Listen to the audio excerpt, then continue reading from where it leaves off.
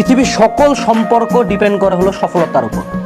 তুমি সফল হও, ক্যারিয়ারে আগাও, ভালো রেজাল্ট করো, টাকা কামাও, সম্মানিত হও, ফেমাস হও, জায়গা মতো যাও। ওই যেই বাপ মা বলতো যে এই সন্তানটা আমার জীবনের সবচেয়ে বড় অভিশাপ, এটা একটা মিস্টেক, এ আমাদের লজ্জা পরিবারের, সেই বাপ মা বুক ফুলে বলবো আমি তো বলছি এটা করার জন্য, এটা আমারই ছেলে।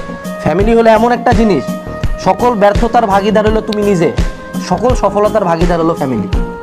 ফ্যামিলি সম্পর্ক ইমপ্রুভ করার জন্য rule number 1, improve your self.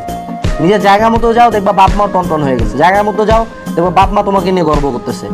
ওই কি করে তোমার গর্ব হবো মা, মারে চুদি, আমার দরকার সফলতা, সফলতার দিকে যাবো, এমনি মায়ের গর্ব হবো। ঠিক আছে, মায়ের গর্ব হওয়ার জন্য আলাদা কিছু করতে লাগবে না।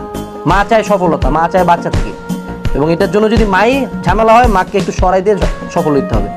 বাপ মায়ের জন্য যদি মরতে পারো, ঠিক আছে, এই পরিমাণ ভালোবাসা ঠিক আছে, বাট ফ্যামিলি সম্পর্কের কারণে নিজের ক্ষতি করবা না।